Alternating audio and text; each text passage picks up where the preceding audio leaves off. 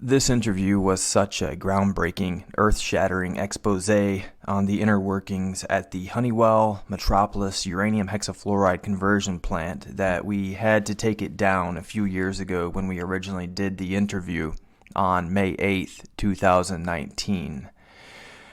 Since then, a class action lawsuit has been filed against the plant, and here within a few years of the lawsuit, we are putting this groundbreaking interview with nuclear whistleblower Michael Harris back up.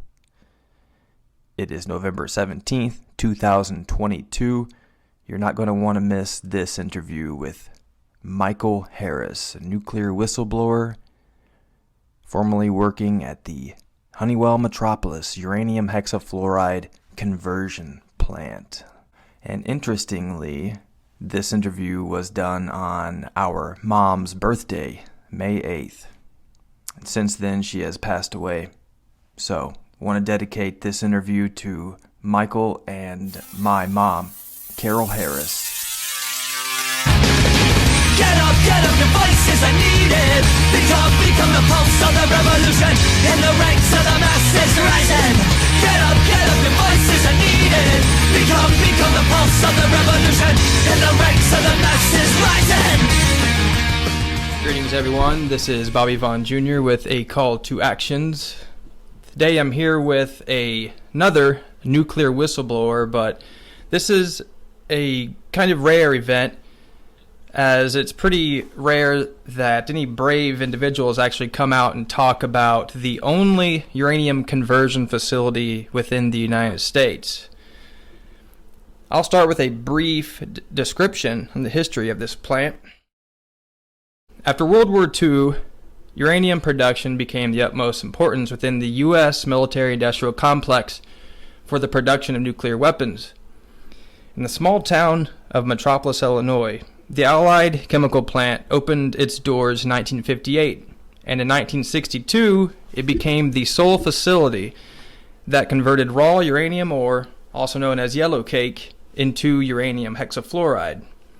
Now, under the name Honeywell-Metropolis Works, or ConverDyn, the plant continued operations until November 30th, 2017, when it announced to idle the plant and lay off approximately 300 workers. Then, abruptly, on May 16, 2018, the plant was punched with its first ever class action lawsuit. Plaintiffs claimed that the plant knowingly contaminated the surrounding environment with uranium, thorium, and other radionuclides. Since then, very few whistleblowers have spoken up, though today I have with me a man named Michael Harris, is one of those few that are brave enough to actually speak out. Thank you for being a brave voice of the people and being with me today. Would you like to start with a description of your position at the plant? Yes, I was a material handler at the plant, and my job consisted of bringing ore from a pad up to a place that they put blends together to make yellow cake, and for them to convert it. And constantly, my job was to be around this stuff. There was a building that was called the Shredder Building, was highly contaminated. You could not enter without having a Tyvek suit, fresh air mask, and your ankles and hands duct taped. And it was extremely high levels of contamination. And day in and day out, we were in here opening these drums and running it through a machine and constantly putting this dust from these chemicals, dry chemicals, into the air. And there was no filtration unit or anything to avoid this stuff from being put out into the air or the atmosphere. There was numerous times that there was a building that was called the Rot Building, where drums of materials was set down to rot for 90 days before it was low enough on contamination levels to be shipped out. To enter this building, you had to have a fresh air mask on. And while we were down there, we had to dress in full rubber suits, fresh air masks, acid-proof gloves and boots over our existing work boots to what was called scrub drums. We used a highly concentrated toilet bowl cleaner that, when you put on the drums, would steam and put off extremely toxic odor, and we had to scrub these drums with this to be able to ship these drums out to get the contamination level down. And we would, once to twice a week, we would send out rail cars with contaminated materials to 2 different locations. One went to Utah, and I believe the other one went to New Mexico. And they had to be a certain amount, and also these had to be scanned by the health physics department to be able to leave the facility. But I know numerous times we had blue hoppers, rollback hoppers, that was full of yellow cake, and we sprayed them out with blasters, and it all went down into a water drain system that went straight out to the river. And it was numerous times that these were so hot, there was no way they could leave. And I saw numerous times where outside contractors would come in and they could never leave with their vehicles again because of just walking around on dirt surfaces and getting in their trucks. And the mud would get down in the rubber mats or whatever in the floorboard, and the trucks were so hot they couldn't leave the facility. Yeah, I wanted to talk about that, how you would hose down the pads.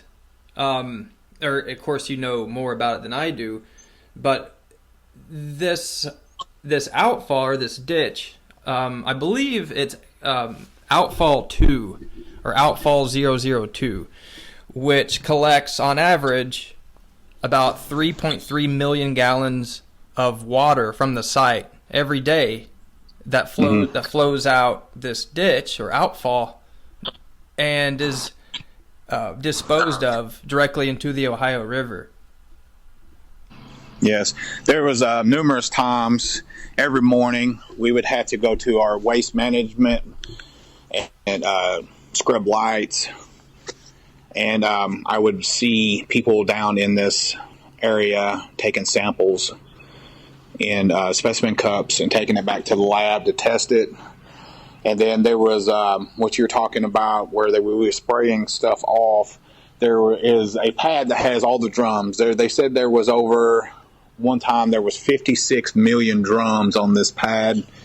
And there was these solid black drums that were lined up. There was thousands of them, and there would be times we would go down there and pull out whole rows and get halfway through to the middle, and there was highly toxic lime, yellowishy green, cottage cheese looking substance oozing out of these drums all over the pad, and we had to go in and clean this up. So upon cleaning this up, very hazardous, very dangerous. I've never in my life seen anything that looked like this, and it was eating holes in the drums. And to me, my first dealings with this, I said I didn't want to have anything to do with it, but they said, this is your job, this is what you do. So in order to feed my family and take care of my bills, I had to subject myself to hazardous conditions on cleaning this yellow cake up that was eating through drums. Yeah, there's no telling like really what that mixture contained. Like definitely uranium, but it sounds like there were some other chemical compounds in there too. I'd say definitely hydrofluoric acid. I know that's been a big problem at some other plants is HF. which just by itself is bad. Then you mix it with uranium, becomes pretty toxic. When they would leak out or ooze out this material, was it normal, or did you ever witness or have to like forcefully partake in spraying what was left over on the pads out to the outfall that would drain to the river?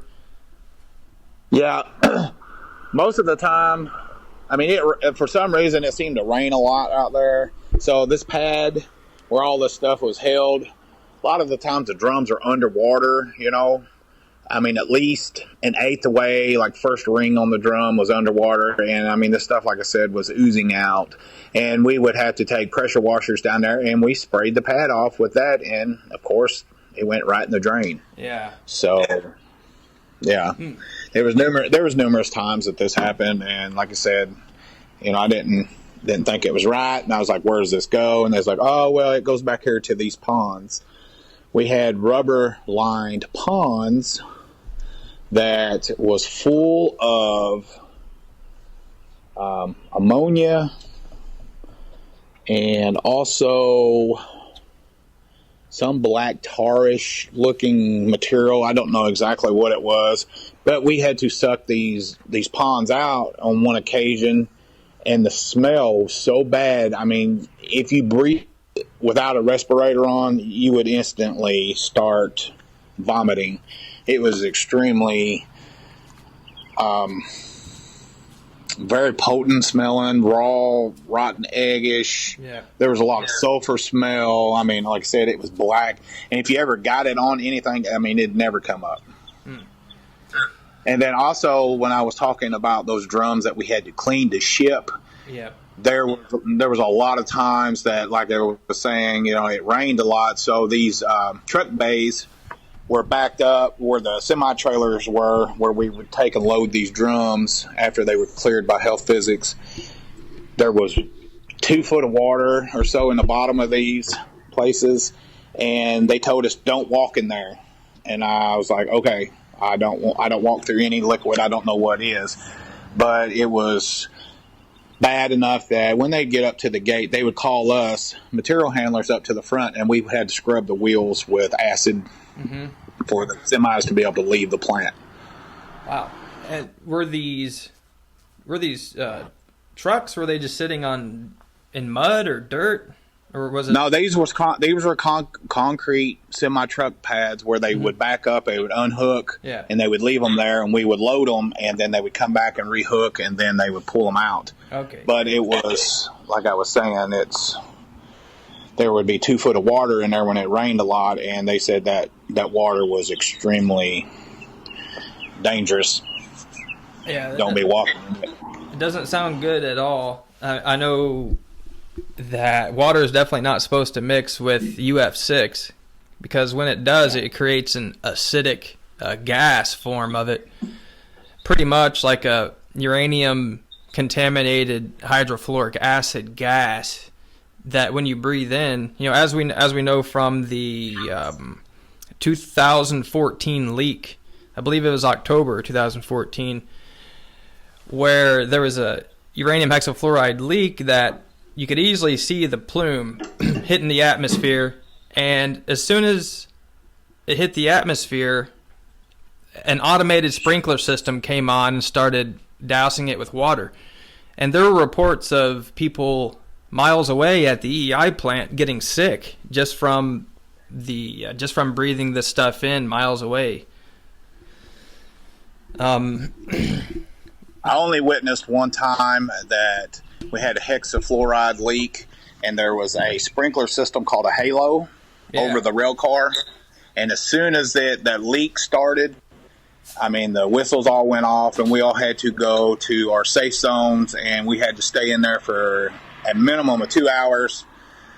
And as soon as that water hit that gas, it turned into yellow BBs, and it hit the ground. Good grief. And sometimes they would clean it up, and sometimes they wouldn't. That doesn't sound very good. I would really not like to be outside when it's raining radioactive rain. Yeah. And that kind of sounds, that's what it sounds like, is if you were on the plant site when they turned the sprinkler system on during a leak, it would literally start raining uranium rain. Yeah. That's kind of interesting, yet And also, scary. Also, it was every Tuesday or every Wednesday.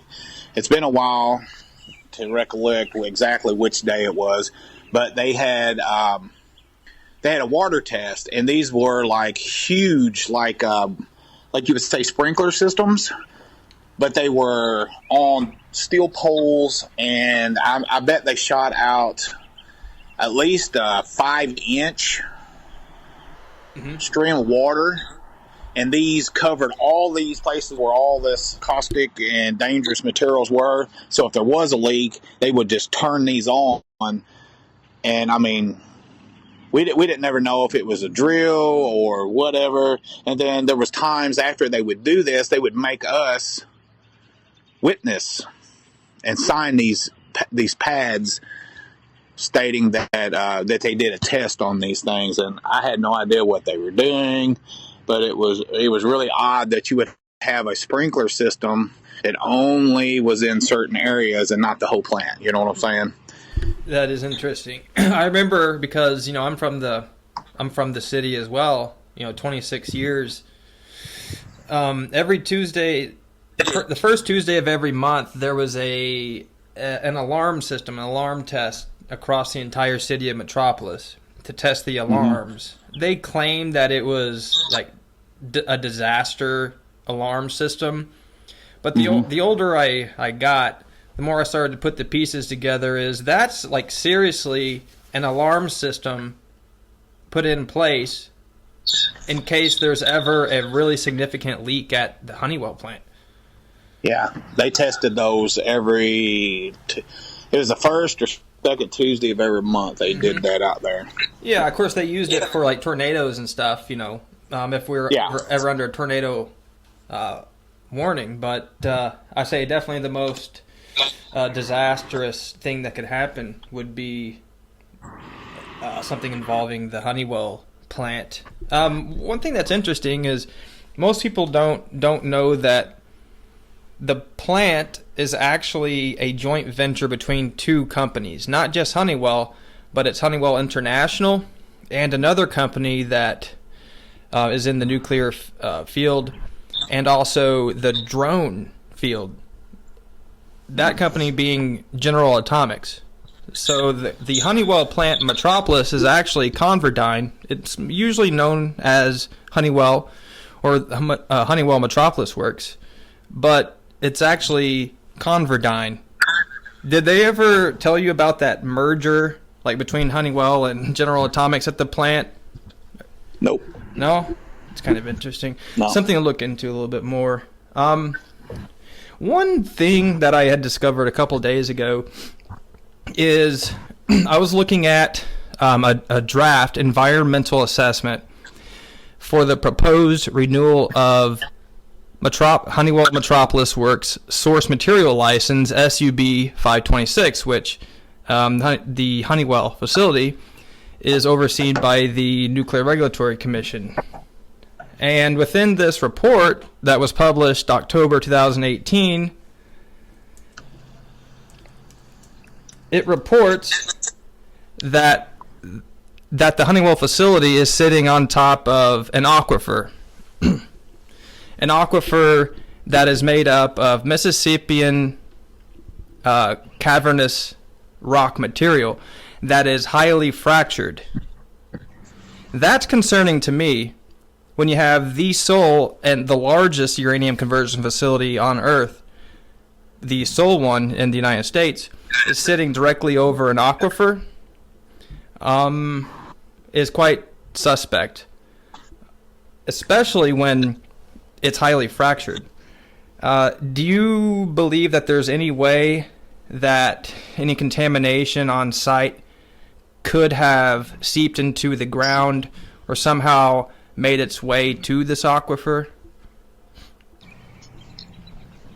Well, I mean, there was, when I was talking about those ponds, there were two rubber lined ones I was talking about, but there was also two more that was on the back side of the plant behind the shredder building that I was talking about. and the waste management plant, and that was right there by the ditch that we were talking about, where it goes straight out into the river. Yep.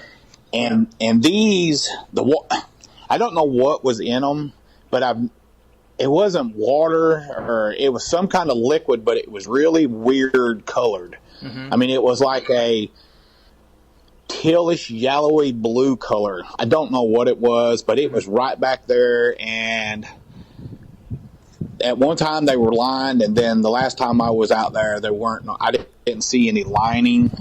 But I know all of this waste was stuck out in a trash area on the ground. So it was sitting on bare gravel and mud, constantly leaking out. When they would do the shutdowns, we would take all the stuff they cut out of that building, and we would take it and put it on pallets and set it out on the ground. No concrete, so it was going straight on the earth.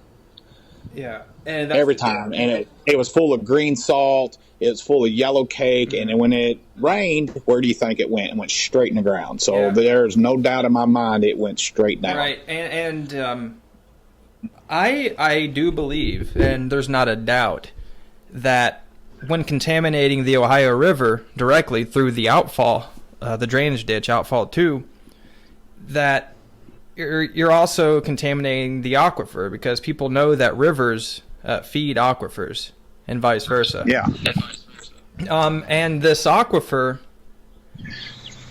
is used solely for Honeywell's municipal water source. There are 3 stations. One for this, of course, the sprinkler system, the faucets. All water that's used on site is pulled from this aquifer that we drink and wash our hands in every day. Correct. Yes. So it's kind of cyclical cycle. You contaminate it and then reuse it, and of course aquifers are pristine until they're contaminated. Definitely something that needs to be looked into more, I think.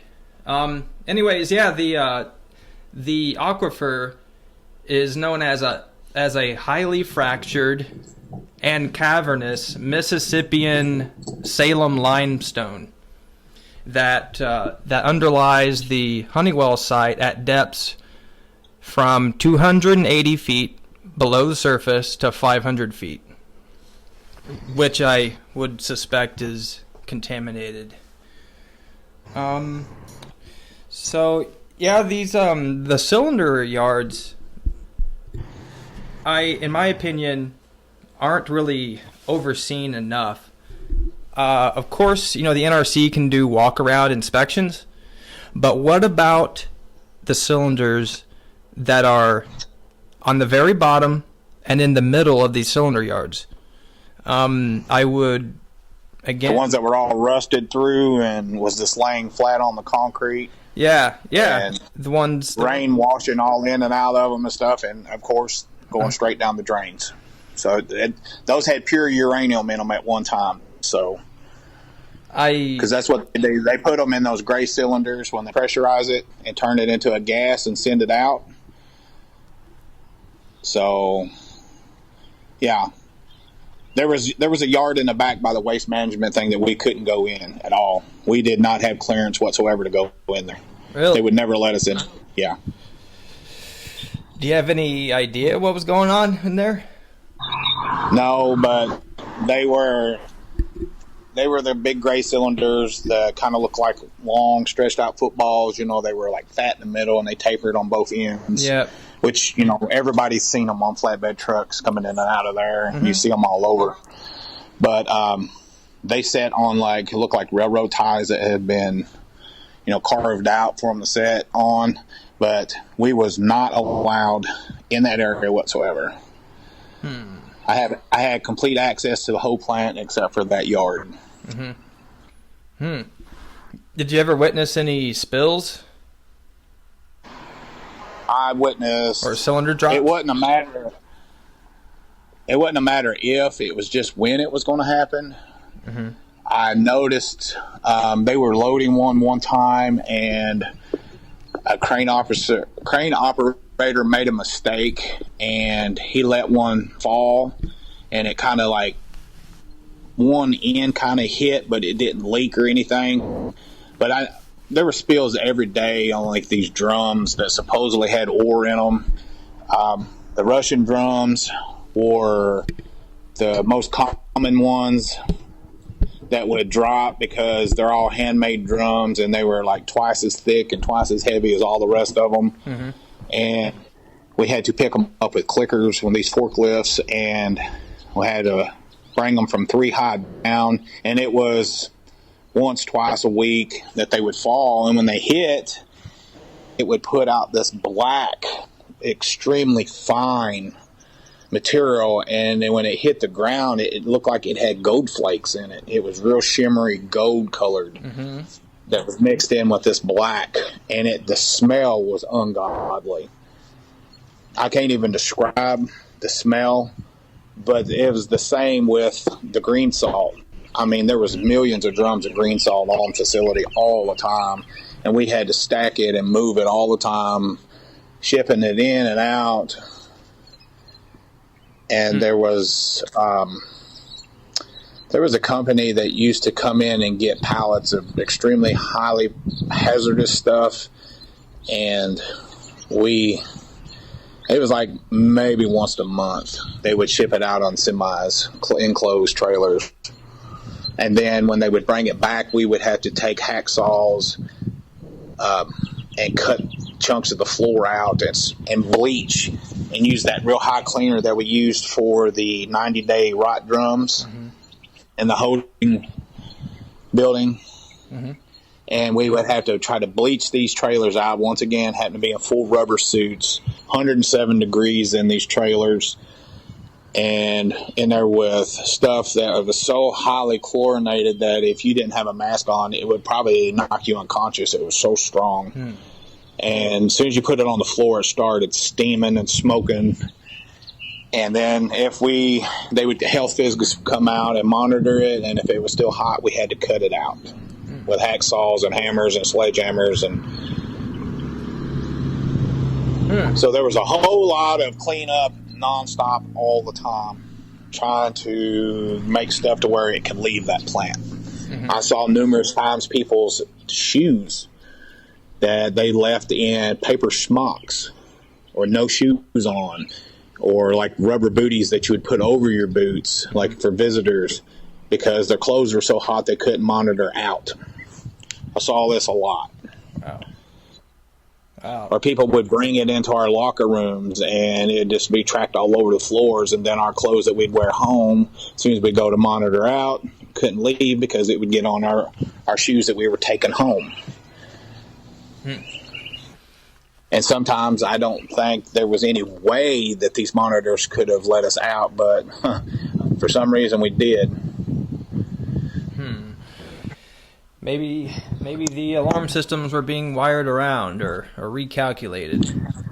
I don't know. Maybe. But I mean, I know there was days when we was in extremely hot areas that we had to shower really good, and we would have to leave 15 minutes before everyone else to go shower to leave, and sometimes had to wear double Tyvek suits and stuff. And I mean, it was really dangerous. And there was one time we was in the shredder building, and there was some material, they wouldn't tell us what it was, but they had us spread it out over the floor so that it could dry, and it looks like iridescent fish scales. I mean, it was all kinds of weird yellowishy blue and purple and green colors, and it kind of just like, it looked like a fish scale, it was so many different colors. Wow. And they would let it dry out on the floor, and then we would have to take flat scrapers and scrape it off and put it back in drums and ship it out. But I was told one time that this stuff should have never been on facility, and I had no idea what it's called, but I just know that it was hush-hush, and people were very nervous that it was there. But once again, they subjected us to this, and it was either do it or you're fired. So that's kind of strange, because the plant really is only supposed to be receiving uranium oxides like U3O8 or uranium oxide to be converted. But is there another part of the plant that people don't know about? Like it can receive shipments and hold those shipments to be shipped elsewhere. Have you heard about that?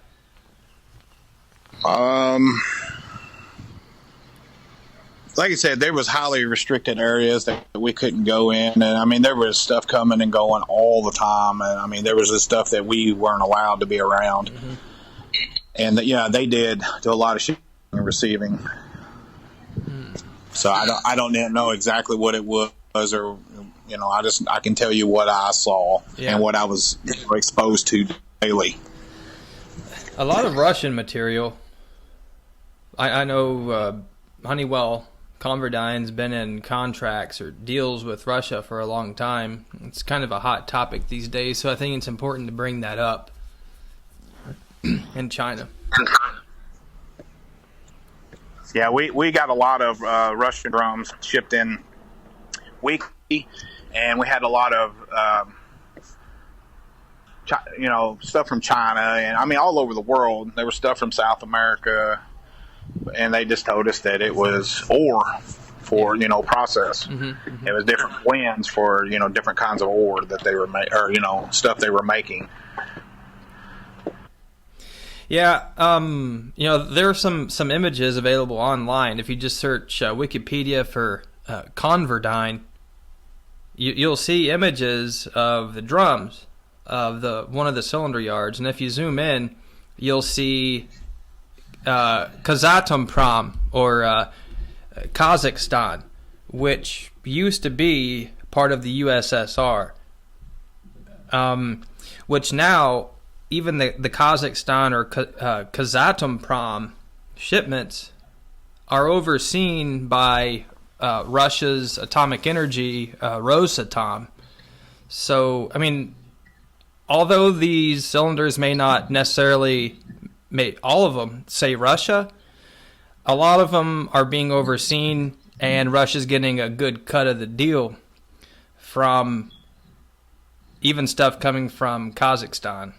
You've probably seen those. Oh, yeah, I've seen a bunch of those. Yeah. Because it was written right on the drums. Yeah. Yeah, and it was like painted on with a stencil. Like an oil pastel. Well, no, I mean paint. I mean, they had stencils painted on there, like you would make out of cardboard. Oh, and it would say, "Yep." There were some from there. Then there were some from different parts of Russia. But yeah, those are the ones that were the most noticeable of how they were, because they were a light gray. Yeah. And then there were some Russian drums that were black, but the light gray ones were the one from Kazakhstan or whatever you said. They were the light, and those were the most. There was more of them than any that we had. I'm just looking at an aerial photograph of the plant, and of course there are the gray cylinders. I know the black ones. Those are smaller, and they stack those up vertically. But what about the red cylinders? You remember seeing those? I love you, Mom. Happy birthday. Now, are you talking like the 55-gallon ones? They look like they're about 55 gallon. Yeah. Yeah, I mean there was always a whole bunch of red drums down there. Yeah, I mean they were like always the red ones. There were some like faded yet red, and then there was a whole bunch of new red ones. Yeah, of course the plant's in an idle stage right now, but I know as a matter of fact that they haven't stopped receiving shipments. No, they haven't. I can't, of course, because I don't work there. I don't know exactly like why they're receiving shipments. Why they just last month received over 50,000 pounds of material. Are they still converting, or like, I'm wondering if they're just like a holding area to be shipped out to other places. But they say they're running minimal operations. They still have a few employees. I wonder if they're still processing material. And if they are, because so many people are laid off, they could easily be processing material that's out of specifications. Well, I've been told by people that used to work there that they're fixing to start back up. And I was like, well, how is that even possible? Yeah. I don't see that going through very well, especially with this lawsuit. Well, I was told by people that used to work there that was security, and they said that they called them back to go to work because they said they was going to start.